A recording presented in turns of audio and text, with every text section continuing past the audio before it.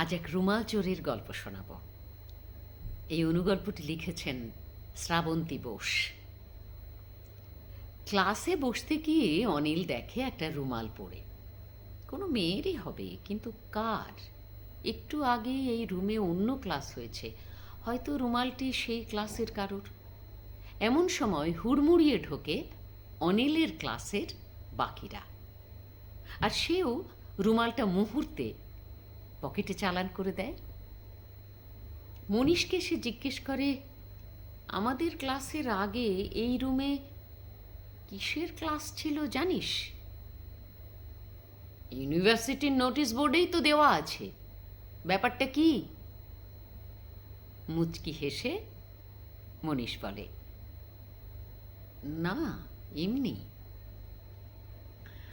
বাড়ি ফিরে সে গোপনে রুমালটা বের করে।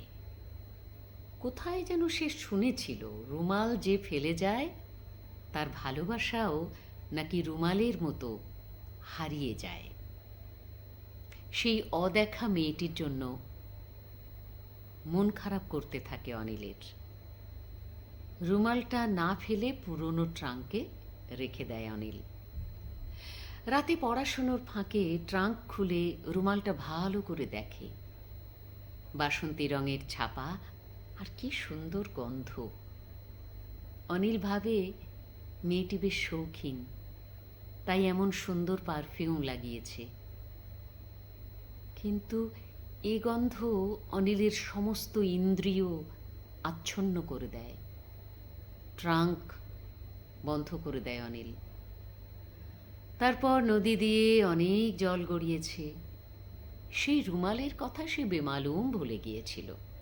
না হলে কেয়াকে কিছুতেই আলমারির মাথা পরিষ্কার করতে দিত না। তার উপরে রাখা ট্রাঙ্কেই বন্দি সেই সর্বনেশে রুমাল। 1 মাস হলো তাদের বিয়ের। একে অপরকে চেনা জানার, ভালোবাসা গড়ে ওঠার শুরুতেই ছন্দপতন। কোনো মন্ত্রে রুমালটা বেড়াল হয়ে গেলে ল্যাটা যেত চোখে, কিন্তু তা হবার নয়। অফিস থেকে ফিরে সে কেয়ার হাত ধরে বলে, বিশ্বাস করো, ওই রুমাল যার, তাকে আমি চোখে পর্যন্ত দেখিনি। আমি তোমাকেই ভালোবাসি। এখনই আমি সেই রুমাল ফেলে দিচ্ছি। না না না না, সে আমি কেচে ধুয়ে বারান্দায় মেলে দিয়েছি। ভ্যাবাচাকা খাওয়া অনিলের দিকে তাকিয়ে কেয়া বলে চলে,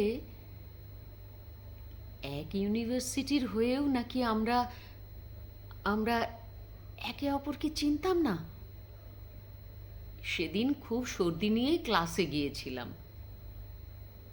সর্দির গন্ধ ঢাকতেই চারুর থেকে ওর পারফিউম নিয়ে বেশ খানিকটা ঢেলে দিয়েছিলাম রুমালে।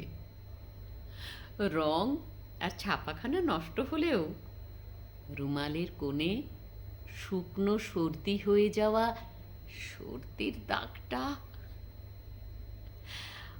অনিলকে জড়িয়ে কেয়া বলে, এতদিনে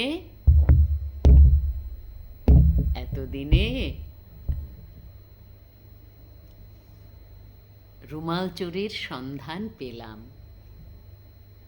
অনিল হেসে বলে, তাও আবার ইস, সর্দি মাখা।